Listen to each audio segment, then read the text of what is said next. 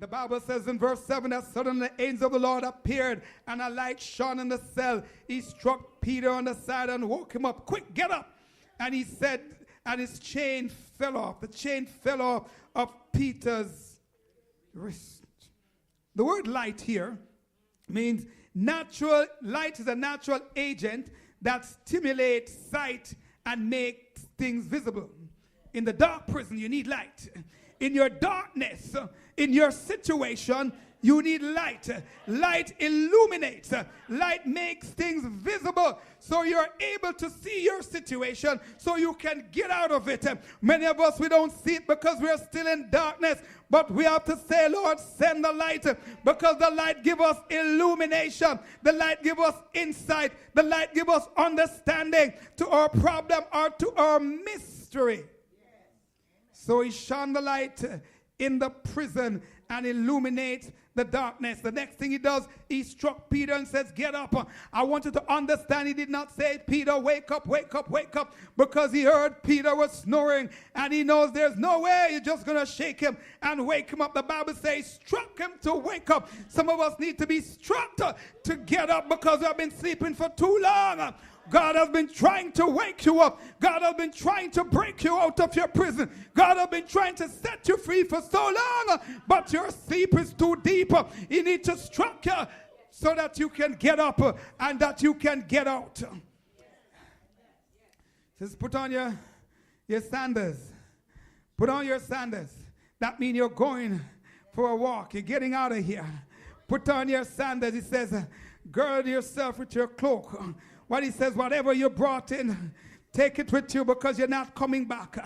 Once you get out of this prison, you're not take your belongings with you because I'm taking you out.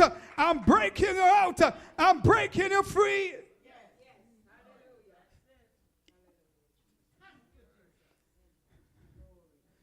Oh, he needed help. Sometimes you need help. You need help. Peter needed help to get out. Sometimes we need others to break us out. But while he was in prison, the saints were still praying. And the Bible describes it not just as a prayer. Lord, help Peter. Help Paul. The Bible says that he was praying. They were praying earnestly. All night prayer meeting. Lord, deliver. Lord, set free. And so God answers the prayer. The Bible says that when Peter got up, he says, but he had no idea that that was an angel. What angel was really happening. He thought he was seeing a vision. They passed the first set of guard, came to the iron gate leading to the city. It opens for them by itself. Opens for them. You see, even though he got out of his cell, past the first set of guard, the second set of guard, he was still not free. Because there was an iron gate. There was an iron gate that protects the compound. So when you're out of the cell, you still have to face your iron gate. I want you to understand that when you face your iron gate, you don't need any key when God opens the gate. The Bible says when they walk up to the gate, the first automatic door goes.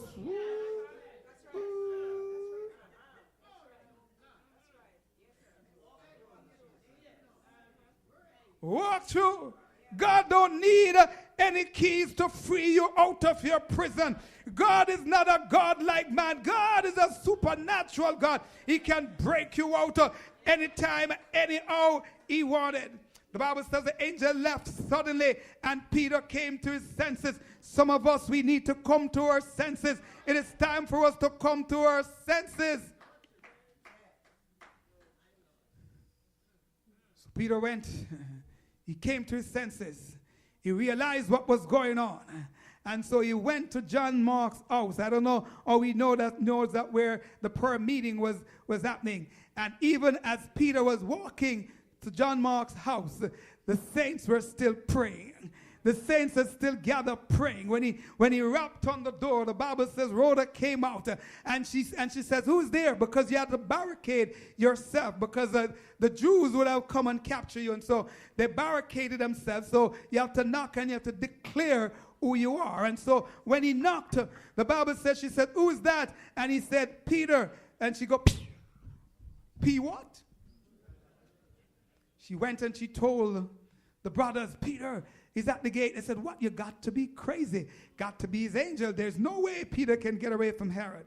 No way. No way. You're joking. So she says, yes. So they sent her back and said to open the gate. Open the gate. I want you to understand what happened. When he went in, they were amazed. And they started to question. He said, shh, no time for question.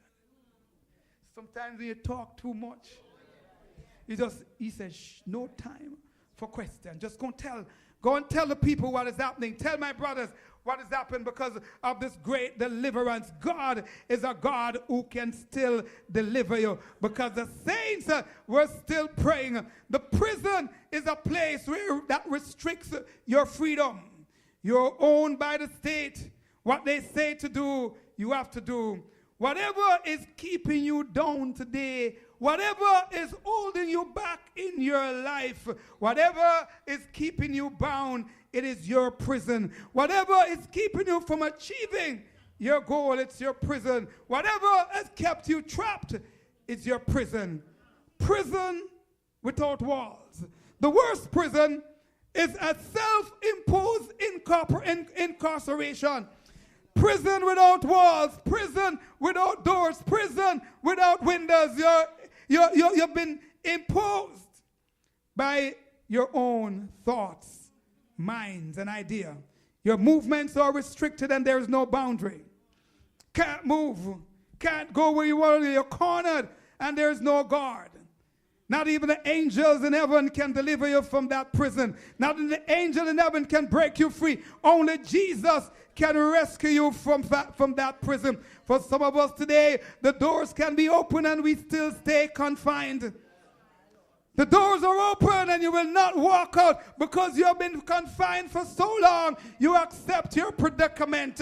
You have been in this condition for so long that you feel it's the norm. The doors can be open, but you have been in prison for so long that I don't know what freedom looks like. Been abused for so long that normalcy, you don't know what normalcy feel like. Been downtrodden for so long that you don't know how compliments sound like. Been locked up in solitary confinement for so long that you don't know what light of day look like. Been abused for so long you don't know what love feels like. You might be been mistreated for so long you don't know what compassion feels like. Degraded, you don't know what validation feels like. You're in prison, but guess what? The power of prayer can break you out of this prison. The same prayer that broke Peter out is the same prayer of the saints that can break you out of the prison that you're in. But it's time to wake up because the door is open. Touch your neighbor and says the door is open. It took Peter a while before he realized that the door was open. Prison break was far from his mind. Tell your neighbor that it's time to wake up, time to get up, time to get out. You see what was happening here? Peter may have given up like many of us here today. We have been prayed for so many times, or promised so many times. Our hope is lost, our dreams are shattered, our faith is gone, our strength is weak, we lost courage. But today I'm here to tell you that your prison doors are open, and some of you are coming out today. You got to tell the devil, I'm coming out. I'm coming out. I am here to remind you that you serve a God who specializes in prison break. You serve a God who is able to open the doors of your prison. And the God that you serve don't need a key to open your door.